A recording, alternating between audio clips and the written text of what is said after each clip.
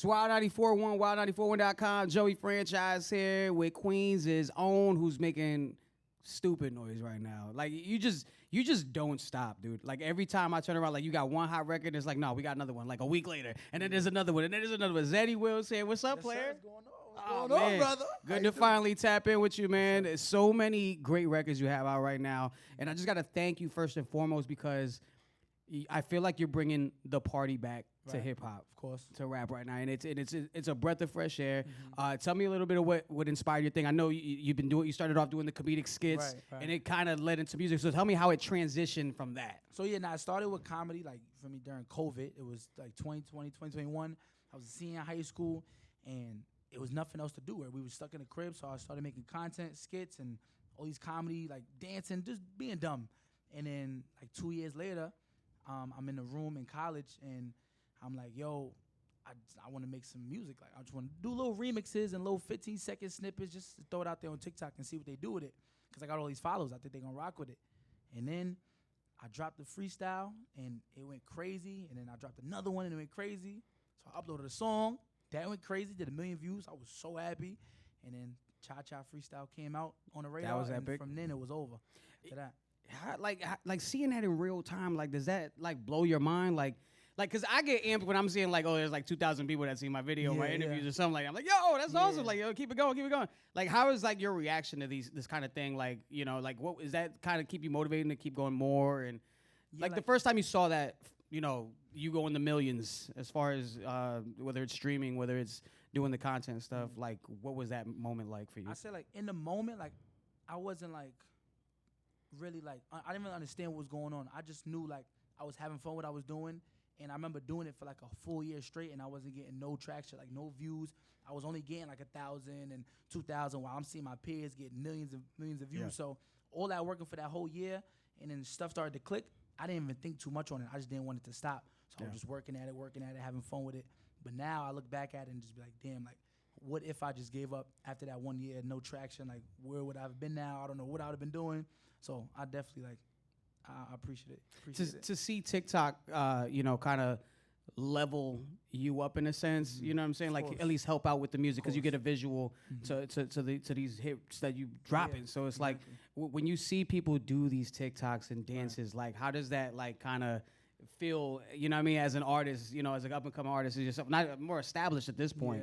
How does that make you feel? It made me feel great, like just to see like like I have like a different demographic, like a bunch of different people from all over the world like my music, and like whether they like a part of the song, whether they heard the whole song, like they're just being introduced to me. And I got fans in India, I got fans in Chicago, I got fans all over the world. So it's fun. And just to know like when you know you got one, that's when a bunch of people start doing the sounds and the videos see a song, and then you just see the number go up, go up, go up. It's amazing. Like it's fun. Now, you know, when you think of Queens, you think of some of the greats to come out of there. You know, you think Nas, you think 50 and things like that. Have any of those guys, or, you know, who influenced you out of that, maybe that New York scene, that tri-state scene? I say like definitely Nas. I really love Jay-Z. Like Jay-Z's like an artist that I listen to all the time. That's how people be saying I got like an old soul. You do, like, and it shows on the samples. You can see on the samples, right? Yeah, I was about to say, yeah. So a lot of Nas, a lot of Jay-Z, but a lot of like, I don't know, I like Eminem. Eminem was a big one for me. He's not from New York, but Eminem is someone like I kind of like studied growing up. Yeah. Not just for music, I'm gonna say study, but like as I started doing music, he's one I was like, he's unapologetically himself. He's fun. He say whatever in his songs. He use whatever type of beats. So those like my inspirations right there. What goes into your process of when you're creating a song? Because I feel like your turnaround on records, it's like, again, it's like one right after. It's like clockwork, the way you do it. What's like your process in the studio when you're coming up with this stuff? Because again, you have that also. I'll hear it in the samples, and it's like, oh, he took like the record with YK Niece. Yeah, there it like is. You took two things. Yeah, you took that and the dip and all that. Yeah, so I say I definitely go like the beat. If the beat don't make me move, or like if I'm in the studio with people, if it don't make them start moving first, then I'm not using it. Like, it has to be able to make you dance and move in some type of way, and then I'm gonna get straight on to the beat. And I usually like to it's different days. Different days I just put a hook down and I can't think of a verse. Like I got a brain fart, I can't think of a verse. Or some days I'm just at it and I do a whole song on one day. So it really just varies. But the main part for me is that beat. That beat has to be good, and the sample has to be able to get cleared. That's the Yeah. main thing. No, that's the big Before thing. I use it, I gotta ask my team, you think the sample will get cleared before I even use it?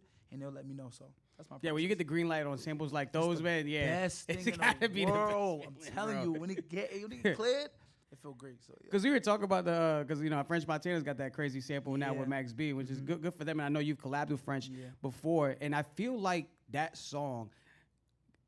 I want to say that, again, you can be unapologetically yourself on this. Right. Do you feel like you've kind of created a new wave as far as the vibe in New York? I feel like there was such a heavy drill scene. yeah, The drill yeah. scene was crazy. Yeah.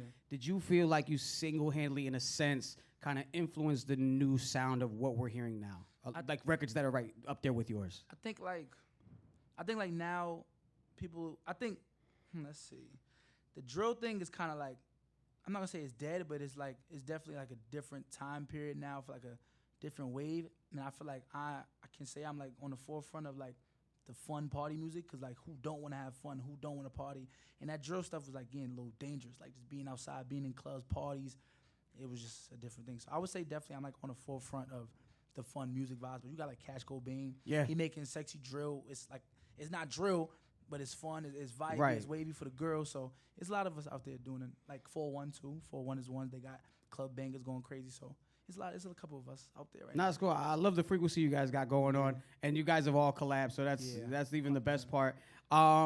Did you ever find it at one point, because New York was such a heavy drill scene at the time, was it kind of did you find it difficult to navigate, or were you just, Oh nah, I was me from the jump. Like I said, like whatever I'm doing is gonna work because everybody's doing one thing. So for me to be doing a whole different vibe is gonna cut through regardless. Because it'll be like you'll have people that's like, "What is he doing? I don't like it," but Yeah. they'll pay attention to it. And then you got people like, "Oh, I like what he's doing. Let me rock with Yeah. him." So it was gonna cut through regardless. I was just focusing on me because I'm not a drill type of artist. I don't carry guns. I didn't grow up with that type of lifestyle. I went to school. I went to college. So I gotta live and talk the type of music that I'm doing in real life. Respect that. Yeah. And I'm kind of like a young OG, so it's like, I came up in a time where it was like, I watched Webstar Chicken Noodle Soup Yeah. when in real time. Noodle Soup. Yeah, Ricky Blaze and all them Yeah. guys, man, they were going crazy back then. So it's good to kind of, I feel that energy, that fun. Like, I'm getting tired. I'm at the point, and I don't know if you see it, and whenever you're stepping out to like after parties and whatnot, functions,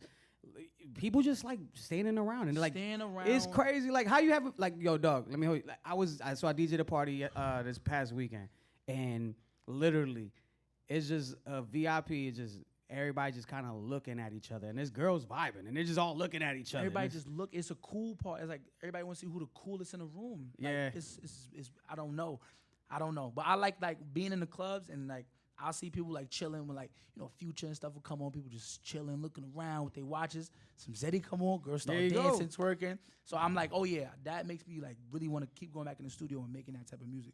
And thank you for the dub plates too, man. Every time I see them joints light when I up, bro. see your name on my list, I go hard with your dub plate. Word of You're making me look good in the club, man. I'll tell you that. I go crazy now. Anytime. Nah, I Anytime. appreciate that. Yeah, so yeah, and it was like cool. Like I feel like you touch kind of like again you're like a breath of fresh air when your music comes on, and we just did a party like where it was just like kind of like that. The fun vibe. Like it wasn't no VIP, nobody just standing around. It was just a party. It was a station event, and everybody was just having a good time, like a kickback. Yeah. So like I'm glad that you're making music for that and getting people. Like in your opinion, do you think club culture is a dub? I think it's whack. So like the sections and stuff. Listen, I don't want to put no clubs out of business, but I just feel like I used to watch videos of y'all and like people partying back in the day, and there was no sections.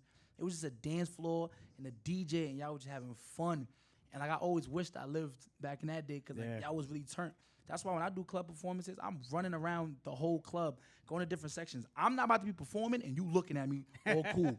I'm gonna turn you up. So I go to the sections. You got the dudes over there with all the girls, and the girls start dancing, and the niggas be like, "Oh yeah!" It's like that's what I like. I like to party. I like to have a good time. So that club shit is dead. I'm gonna build my own club where there's no sections. You just gotta dance. You have no choice. Let me know. You need investors. I'm sure me and Orlando I'm over telling here. you, we no, definitely like, you gotta dance. Like I hate that section stuff. It's just corny to me. But I agree. Do your thing. Do your I thing. totally agree with that, man. Couldn't agree more. We're here with Zeddy Will, man. It's Franchize. Now you've kind of worked with a lot. You've worked with a lot of people, a lot of big names. Is there anybody on your wish list that you hope to collaborate with that's actually reached out and just got their eye on, you know, what's going on. I say Boss Man D-Lo. We were speaking. And he got that motion record. It's crazy right now, That too. motion record is crazy. Boss Man, he just understand. He make money just to get, like, music to get money, get girls. Like, he just get it. But Boss Man is one. But NLE Chopper is when I'm really nice. He's on my list. Like, we spoke about doing collabs and stuff for a minute, but we definitely gonna get a song in. I can't wait to do that because he understands it too. He's fun. He's a character, so it'll work. Now, you're like the king of party records right now. What are your top 3 party records of all time? All time? Like, what's getting you out your seat? Like, that's not your song. Oh, I say Whoop There It Is for sure. I've been wanting to use that for a minute. I wasn't really good at rapping when I was trying to do it, but now I figured it out. Whoop There It Is. I say She Got a Dunk. That one right there. Okay, classic. I thought, who made that song again? Soulja Boy. Yeah, She Got a Dunk. Yeah. And I say, I'm gonna throw this money like a freak. Oh, that's Speaker Knockers, right? Oh, that's Speaker Knockers. Yeah. Yeah, that's Yo, a good one. Those 3. That record set off still to this day. To sets this off day. Sets off the. To this day. You don't really function, hear bro. Whoop There It Is like much. Maybe at some cookouts you will. But She Got a Dunk and that Speaker Knockers shit, those two is crazy. Go crazy though. To this day.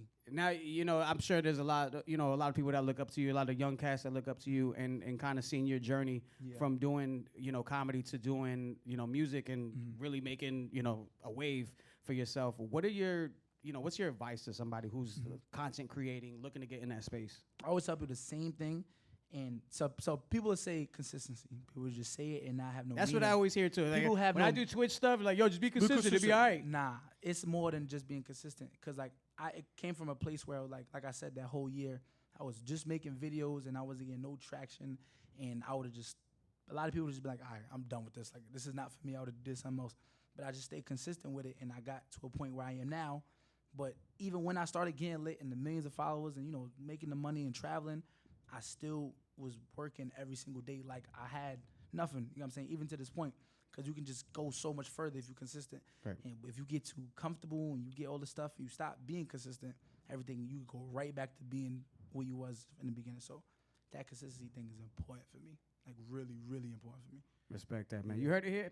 Joint Franchize. Zeddy Will, appreciate you, man. Thank you, my brother. He's got Strut. He's got There It Is. There It Man, Is. I'm curious to see what's next. So Everything. It's going to be a crazy another summer. banger. It's gonna Another be a crazy summer. I And even promise. summertime when you got these records. It's going to be a crazy summer. It's I you promise. just setting the tone, like the Yeah. album, right? Yeah, set the tone. Yeah, go good. Yeah. You saw the wordplay. Hey, listen, it's Wild 94.1.